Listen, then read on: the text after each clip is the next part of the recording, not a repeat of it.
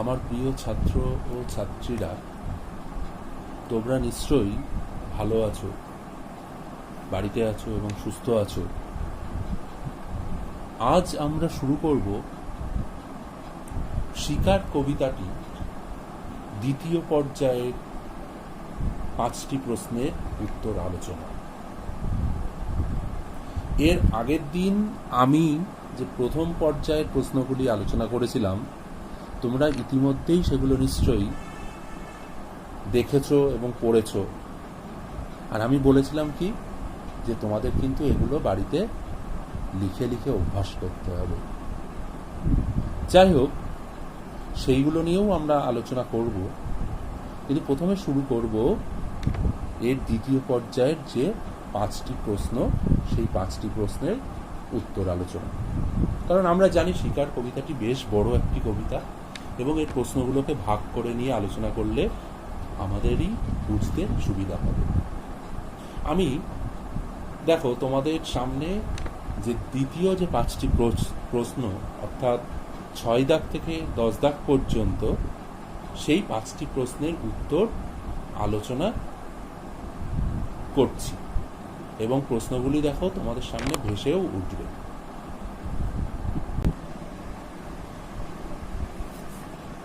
দেখো, তোমাদের 6 দাগের যে প্রশ্নটি উল্লেখ করা হয়েছে বা প্রশ্নটি বলা হয়েছে, কবিতার একটি লাইন থেকে তুলে করা, হাজার হাজার বছর আগে এক রাতে তেমনি।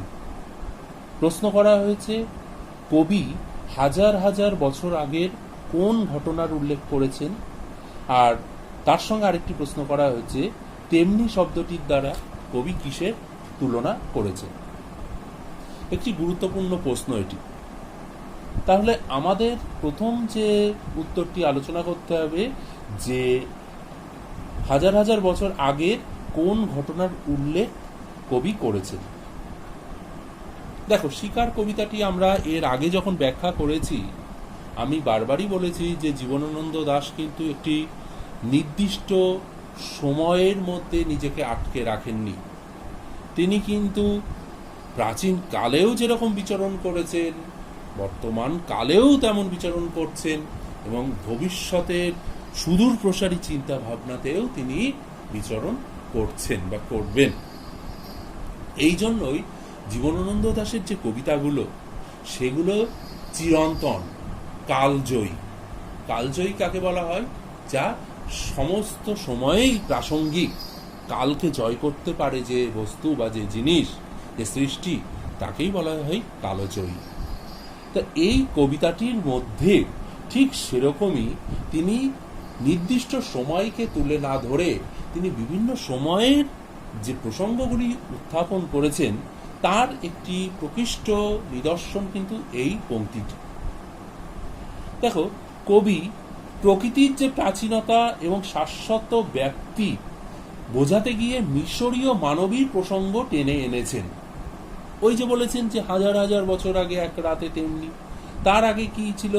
যে সেই মিশরীয় যে সভ্যতা, সেইখানে নিজেকে কবি উপস্থাপিত করেছেন, এবং সেই মিশরীয় যে রাজসভা, সেই রাজসভায় কোনো এক নর্তকী বা কোনো এক রমণী কবিকে যেন একটি নীল সুরার পাত্র দিচ্ছে বা গ্লাস দিচ্ছে।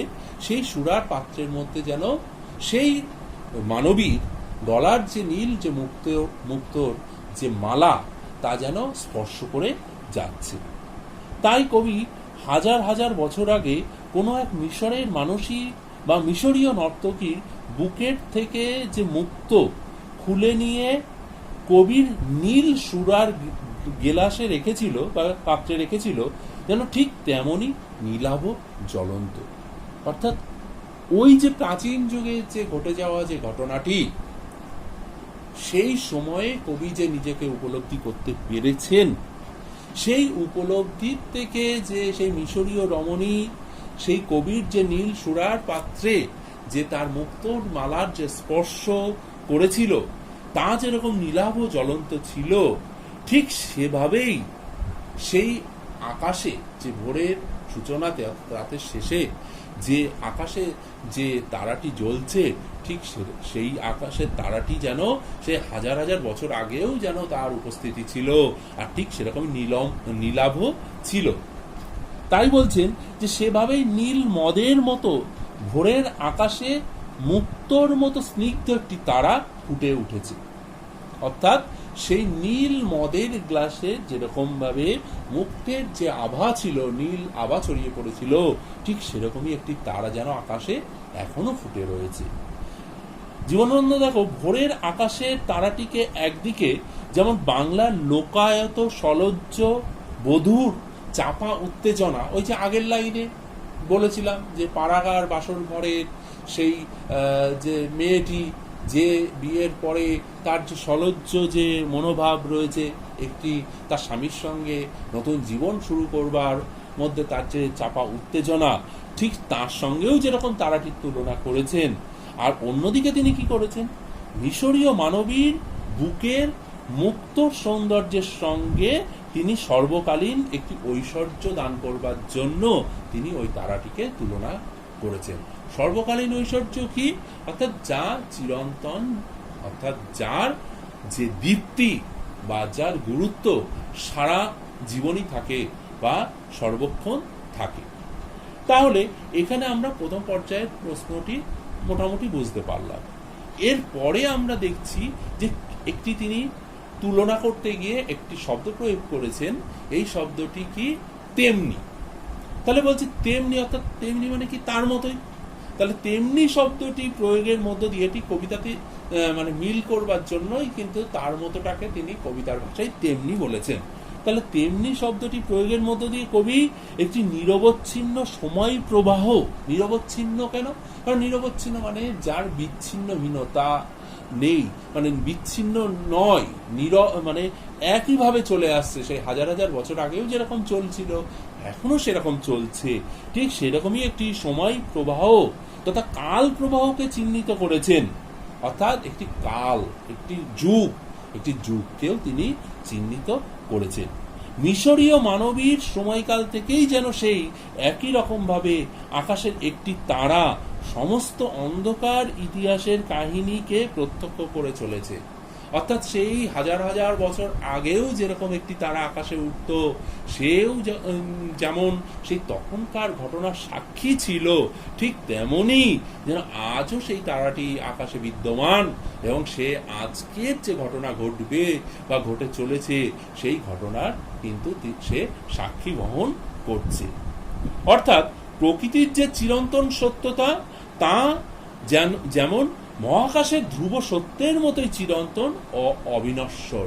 অর্থাৎ প্রকৃতির চিরন্তনতা কি, চিরন্তন সত্যতা কি?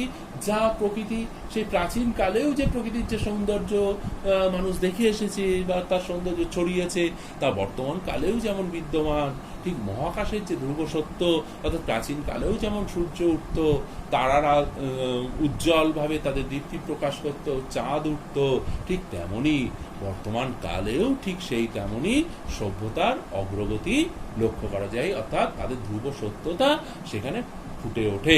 ইউনিভার্সাল ট্রুথ, ইংরেজিতে বলা হয় ইউনিভার্সাল ট্রুথ, অর্থাৎ যার কোনো পরিবর্তন হয় না।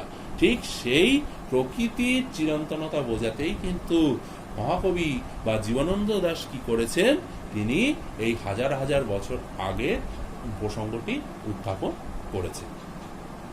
আচ্ছা, এরপর দেখো আমরা 7 নম্বর যে প্রশ্নটি, 7 নম্বর প্রশ্নটি কি করেছে? সারা রাত মাঠে আগুন জ্বেলেছে, এটিও একটি পংক্তির থেকে তোলা। প্রশ্ন হলো কারা কেন আগুন জ্বেলেছিল, আর সেই আগুনের বর্ণকে কবি কিসের সঙ্গে তুলনা করেছেন? একটা খুবই সহজ প্রশ্ন, মানে এই প্রশ্নটাতে আমরা কবিতাটি বারবার পাঠ করলেই আমরা খুব সহজভাবেই এর উত্তর করতে পারবো। আচ্ছা, এই প্রসঙ্গে আমি বলি যে আগের প্রশ্নগুলোতে আমি এই বিষয়টা উল্লেখ তেমন করিনি, এখানে একটু উল্লেখ করছি যে দেখো তোমাদের বাংলার যে বড় প্রশ্নগুলো আসে তাতে মূলত কোনো না কোনো একটা পংক্তি তুলেই বেশিরভাগ প্রশ্ন বা তার তাৎপর্য বা প্রসঙ্গ নির্দেশ করতে বলা হয়। বেশ, কোনো কবিতা হোক বা কোনো গল্প হোক বা কোনো পাঠ্যাংশ হোক, তা সেখানে কখনো কখনো বলা হয়ে থাকে যে কোন কবিতার অংশ বা কোন কবির রচনা বা মূল কাব্যগ্রন্থের নাম কি, অথবা কখনো কখনো এসব কোনো প্রশ্নই করা হয় না। মানে বর্তমান যে প্রশ্নগুলো হচ্ছে, মানে এখন যে প্রশ্ন, যে ধরনের প্রশ্নগুলো আসছে, তাতে মূলত এরকম মানে প্রশ্ন থাকেই না যে কোন কবিতার অংশ। আগে থাকতো, কিন্তু তাই বলে কি আমরা এর উত্তর আমরা এর মধ্যে উল্লেখ করব না? অবশ্যই করব, কারণ আমরা উত্তরটাকে যতটা সুন্দরভাবে গুছিয়ে লিখতে পারবো প্যারাগ্রাফ করে বা মানে স্তবক স্তবক আকারে, তত সুন্দরভাবে আমরা কিন্তু নম্বরটাও পাবো। তাহলে দেখো, এরকম যদি প্রশ্ন যদি থাকে অথবা নাও থাকে, অর্থাৎ প্রশ্নের মধ্যে হয়তো উল্লেখ থাকলো না যে কবিতার উৎস বা কবির নাম কি, সেগুলো উল্লেখ করতে হবে, তবুও আমরা কিন্তু কৌশলে উল্লেখ করে দেব। যেমন যদি কবির নাম বা কবিতার নাম উল্লেখ করার প্রয়োজন হয়, কিন্তু সেটি আমরা কিভাবে কৌশলে উল্লেখ করব? যেমন এই প্রশ্নটির যেমন প্রথম অংশটিতে উত্তর দিতে গিয়ে বলা যায় যে কি প্রশ্ন করা হয়েছে, যে কারা কেন আগুন জ্বেলেছিল। তাহলে আমি দেখো, আমি এইভাবে যদি কৌশলে আমি তুলে ধরি যে জীবনানন্দ দাশ রচিত মহাপৃথিবী কাব্যগ্রন্থের অন্তর্গত শিকার কবিতায় দেশওয়ালিরা বা প্রান্তিক গ্রাম্য মানুষজন আগুন জ্বেলেছিল।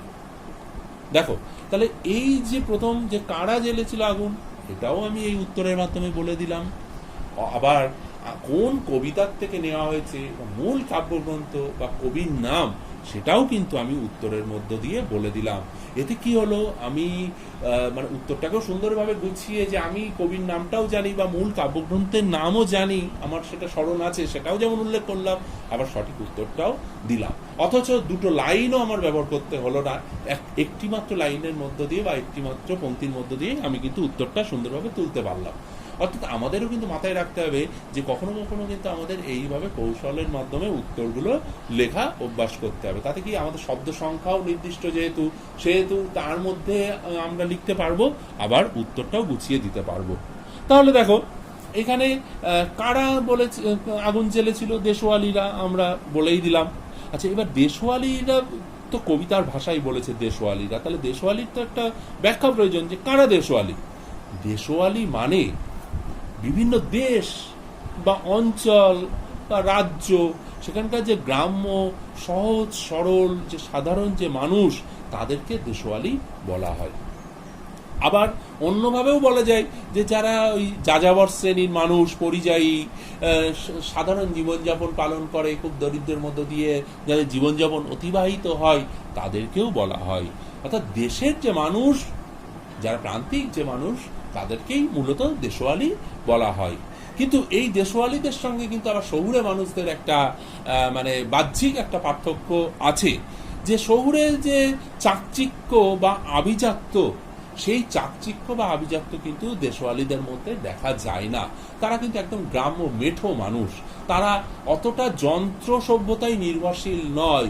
অর্থাৎ আমাদের শীতের রাতে আমাদের ঠান্ডা লাগছে বা শীত করছে, সেই শীতকে এড়ানোর জন্য শহরে মানুষ কি করবে, সে বাড়িতে একটা রুম হিটার লাগিয়ে দিল বা অন্যভাবে ঘরকে গরম করবার ব্যবস্থা করলো। কিন্তু দেশওয়ালিরা কিন্তু সেই যন্ত্র সভ্যতার উপর নির্ভরশীল নয়। তারা কিন্তু নিজেদের অহংকার বা সাহসের পরিচয় দিতে গিয়ে নিরপরাধ প্রাণী হত্যা করে না। অর্থাৎ তারা কি করে, তারা তাদের সহজ সরলতার মধ্য দিয়ে জীবনযাপন করে। তাই দেখো, কবিতার প্রথম আগুন জ্বালা এবং দ্বিতীয় আগুন জ্বালার উদ্দেশ্য কবি দুটি বিপরীত মেরুতে উপস্থাপন করেছেন। অর্থাৎ প্রথম আগুন জ্বালানোর মধ্য দিয়ে দেশওয়ালিদের সেই নিজেদের শরীরকে গরম করবার জন্য বা শীতের রাতে ঠান্ডায় যাতে কাবু হয়ে না যায়, তার জন্য যে শুকনো লতা পাতা, কাঠ, ছোটখাটো ডালপালা, এইসব দিয়ে যেরকম তিনি আগুন জ্বালানোর উল্লেখ করেছেন, আবার দ্বিতীয় অংশে যে অদ্ভুত শব্দ এবং তারপরে যে আগুন জ্বললো, সেই আগুন জ্বালা কিন্তু পার্থক্য অনেক। আমি দ্বিতীয় অংশের আলোচনা যখন করবো, তখন এই প্রশ্নটাও আসবে যে প্রথম আগুন জ্বালা আর দ্বিতীয় আগুন জ্বালা, অর্থাৎ আমরা তৃতীয় পর্যায়ে যখন প্রশ্ন আলোচনা করবো, তখন এই প্রশ্নটাও আসবে, এটাও খুব গুরুত্বপূর্ণ, সেই বিষয়টা উল্লেখ করব। যাই হোক, এরপর আসছি কেন আগুন জ্বালানো হয়েছিল।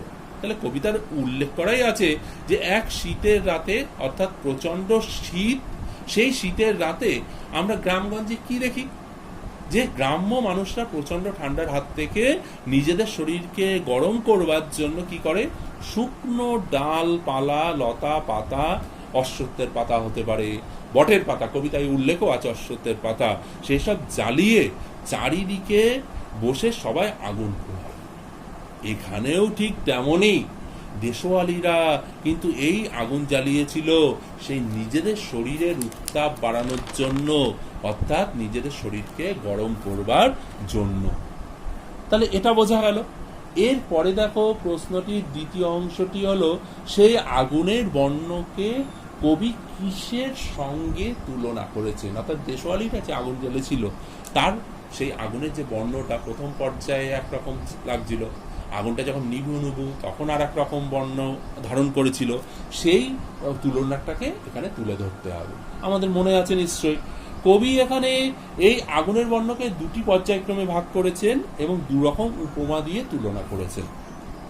প্রথমত দেখো, তিনি আগুন যখন প্রথম জ্বালানো হয়েছিল তখন তার তেজ এবং তীব্রতা, অর্থাৎ একটা আগুন যখন প্রথম জ্বালানো হয় তখন তার যে তেজ এবং তীব্রতা থাকে তা প্রকাশ করবার জন্য তিনি মোরগ ফুলের লাল বর্ণের সঙ্গে তুলনা করেছেন। আমরা মোরগ ফুল কম বেশি সকলেই দেখেছি যে লাল টুকটুকে মোরগের ঝুঁটির মতো দেখতে হয়, সেই লাল যেরকম তীব্র ঠিক সেরকমই তুলনা করেছেন।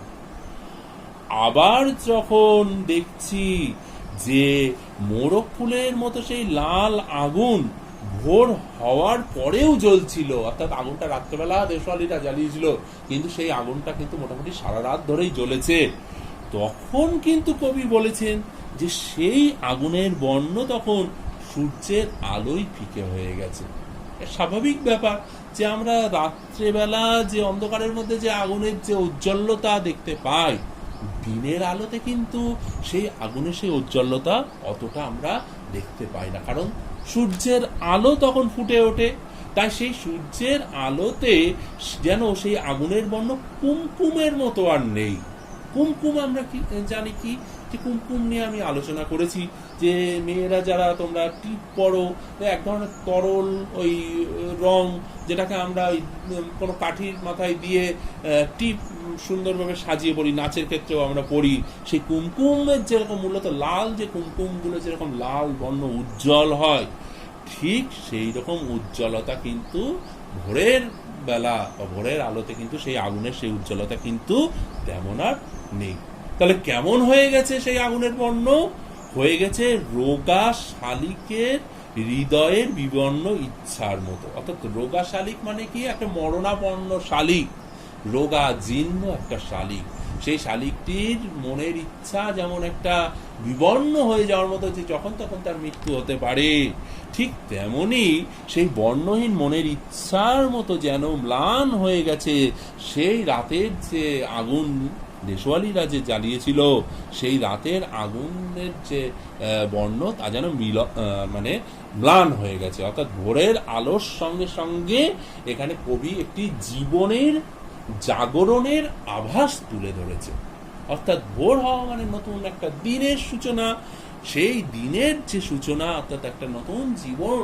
অর্থাৎ আমরা দেখেছি তারপরেই যে ওই যে বাদামি হরিণটি সারা রাত ধরে চিতাবাঘিনীর হাত থেকে নিজেকে রক্ষা করে করে কখন ভোর হবে সেই ভোরের অপেক্ষায় ছিল, অর্থাৎ ভোর হওয়া মানে সে যাত্রায় বেঁচে গেল, সেই প্রসঙ্গটি কিন্তু খুবই সুন্দরভাবে এখানে ফুটিয়ে তুলেছে। আচ্ছা, তারপরের দেখো প্রশ্ন, অর্থাৎ ৮ দাগের প্রশ্ন। ৮ দাগের প্রশ্ন কি বলেছেন? সূর্যের আলোয় তার রং কুমকুমের মতো নেই আর। প্রশ্ন হলো কুমকুম কি আর কিসের রঙের কথা এখানে বলা হয়েছে? একদম সহজ একটি প্রশ্ন, আমি আগের প্রশ্নের উত্তরেই এটি আলোচনা করেছি। আবারও বলি যে প্রথম অংশটির উত্তর কিসের রং, অর্থাৎ দেশওয়ালিরা শীতের রাতে শরীরকে বা উষ্ণ করবার জন্য যে আগুন জ্বেলেছিল তা ভোর হওয়ার সঙ্গে সঙ্গে তার যে বর্ণ ম্লান হয়ে যায় তা আর কুমকুমের মতো নেই। অর্থাৎ সেই রাত্রেবেলার যে আগুনের যে তীব্রতা বা তেজ তা কিন্তু বর্তমান ভোরবেলাতে কিন্তু আর কুমকুমের মতো তীব্র আর নেই। তাহলে কুমকুম কি? মেয়েরা যে টিপ হিসাবে ব্যবহৃত এক ধরনের যে তরল বর্ণ বা রঙকে বলা হয় কিন্তু কুমকুম। আর দ্বিতীয় অংশ দেখো, দ্বিতীয় অংশ কিসের রঙের কথা এখানে বলা হয়েছে? দ্বিতীয় অংশটি অর্থাৎ দেশওয়ালিদের জ্বালানো যে আগুনের রং আর ভোরের আলোয় কুমকুমের মতো উজ্জ্বলেই হয়ে গেছে বিবর্ণ।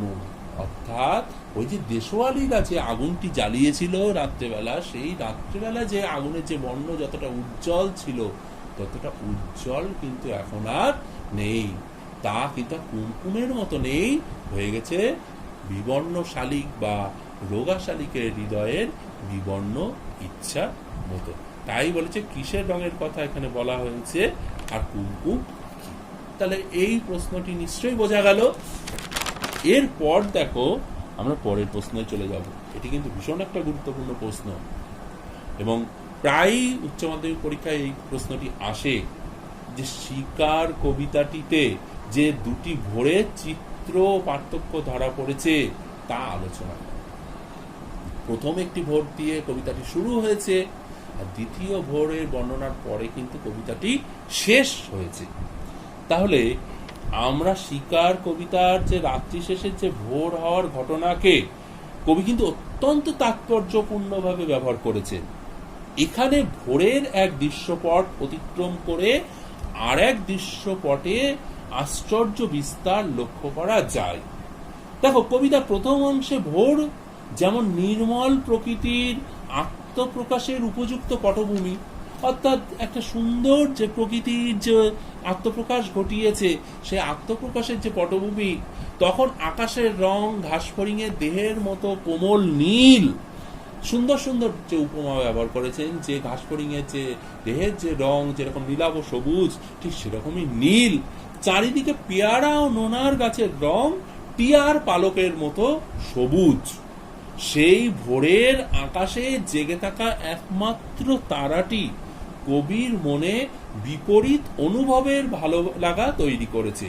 অর্থাৎ সেই যে ভোরবেলার যে তারাটি যেটি আকাশে জ্বলজ্বল করছিল, সেটি ভোর হওয়া মাত্রই যে বিলীন হয়ে যায়নি, সেখানে কিন্তু সেই তারাটিকে কবি তিনি দুটি উপমার মাধ্যমে তারাটিকে কিন্তু তুলে ধরেছেন। ওই যে পাড়াগার বাসর ঘরে লজ্জা অবনত মেয়েটির সঙ্গেও যেমন তুলনা করেছেন, আর মিশরীয় মানবীর সঙ্গেও তুলনা করেছেন।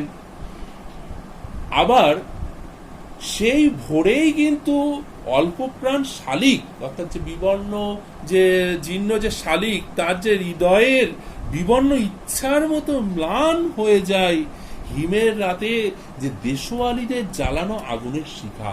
অর্থাৎ হিম মানে কি? শীতকাল। শীতকালের রাতে সেই দেশওয়ালিদেররা যে আগুন জ্বালিয়েছিল, সেই আগুনের শিখা যেন ওই বিবর্ণ শালিকের হৃদয়ের ইচ্ছার মতো ম্লান হয়ে যায়।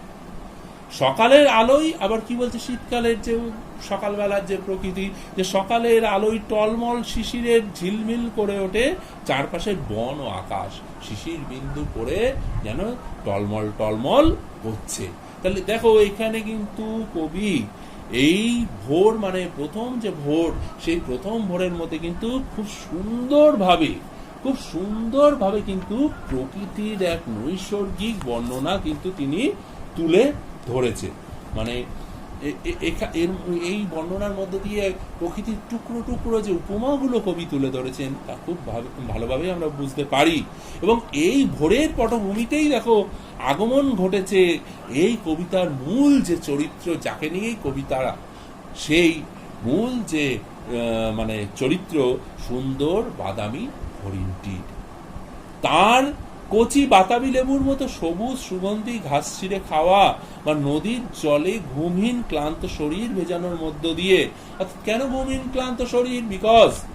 কারণ সে আগের রাতে সেই যে চিতাবাঘিনীর হাত থেকে নিজেকে রক্ষা করবার জন্য সে যে নিজেকে বাঁচিয়ে বাঁচিয়ে চলেছে, সারা রাত ধরে ছুটে চলেছে, সেই শরীর, সেই ক্লান্ত ঘুমহীন যে শরীর, সারা রাত ধরে ঘুম হয়নি, সেই শরীরটাকে সে মানে কিছুটা হলেও স্বাচ্ছন্দ্য দেওয়ার জন্য বা নিজের শরীরের ক্লান্তিকে দূর করবার জন্য কিন্তু সে কি করেছে, সেই নদীর তীক্ষ্ণ শীতল ঢেউয়ের মধ্যে নিজেকে অবগাহন করেছে, অর্থাৎ নিজেকে ডুবিয়ে দিয়েছে।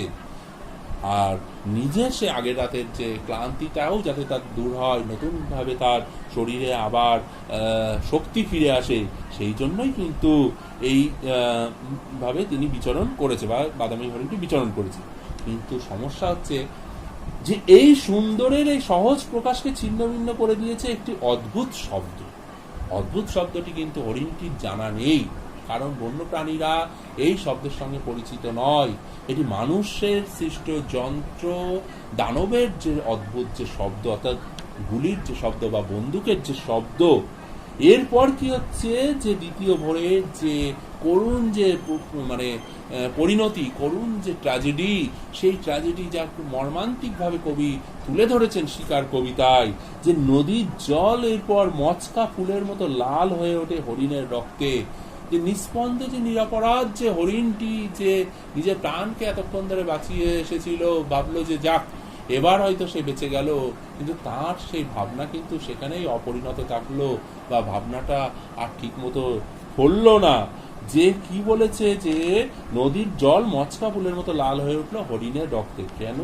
কারণ সেই সভ্য শহুরে মানুষটা এসেছে শিকার করতে, এবং শিকার করতে গিয়ে তারা যন্ত্র দানব অর্থাৎ বন্দুকের মাধ্যমে সেই হরিণটি যে বিশ্রাম নিচ্ছিল নদীর জলে, তাকে নিরীহভাবে হত্যা করা হলো, আর তার রক্তে শরীরটা একদম লাল হয়ে উঠল।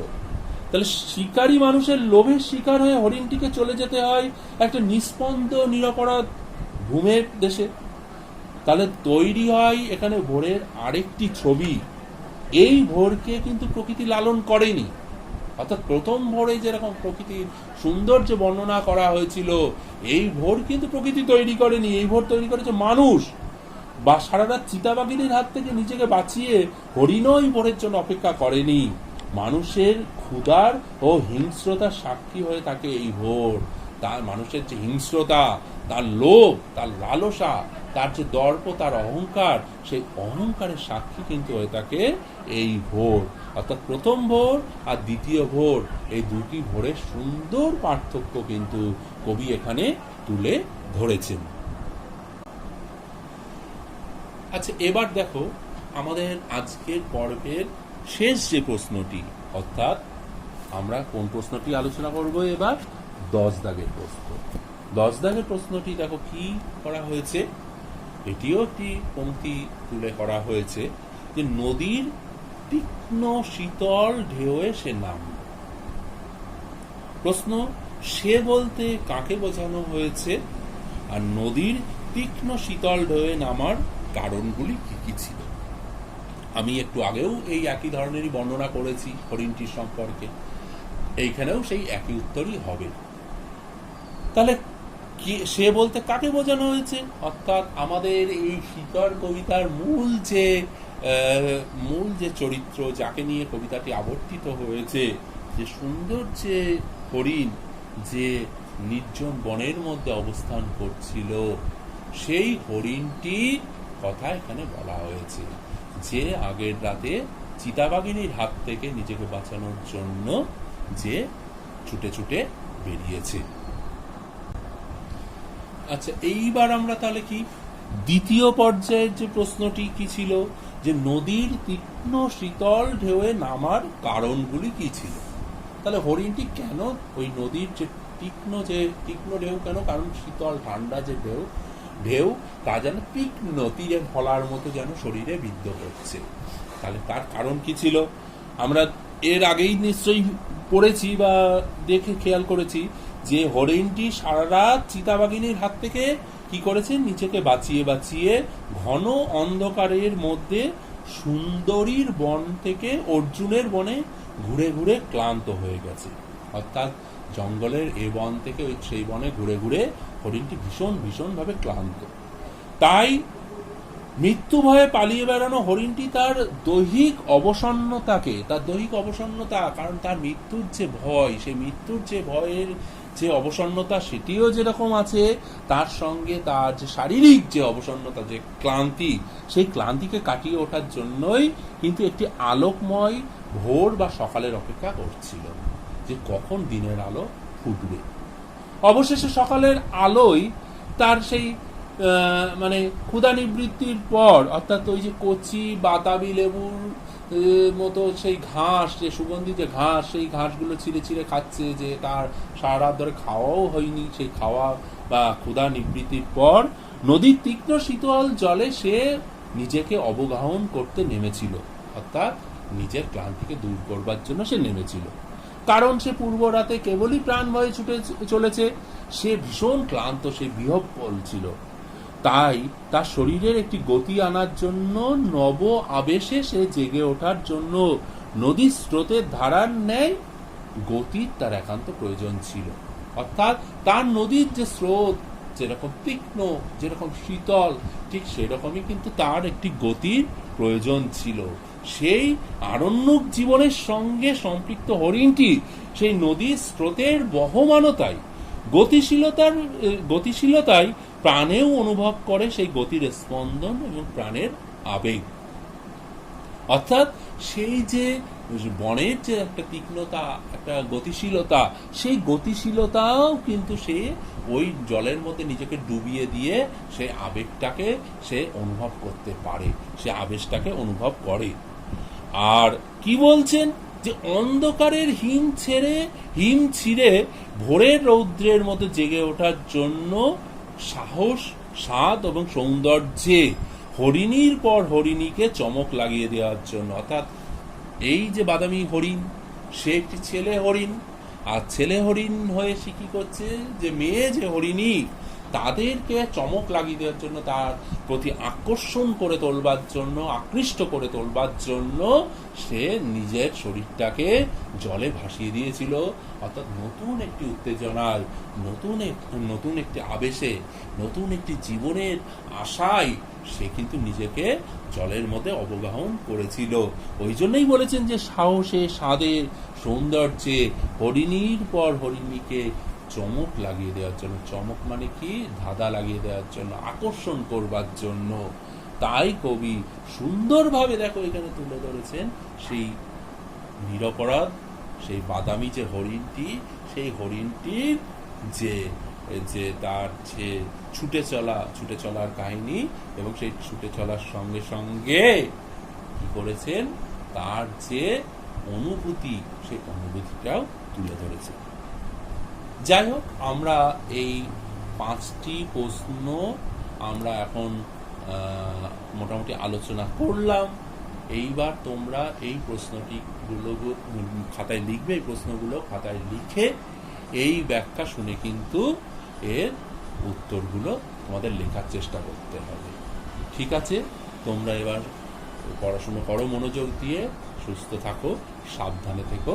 দেখা হবে পরবর্তী ভিডিওতে।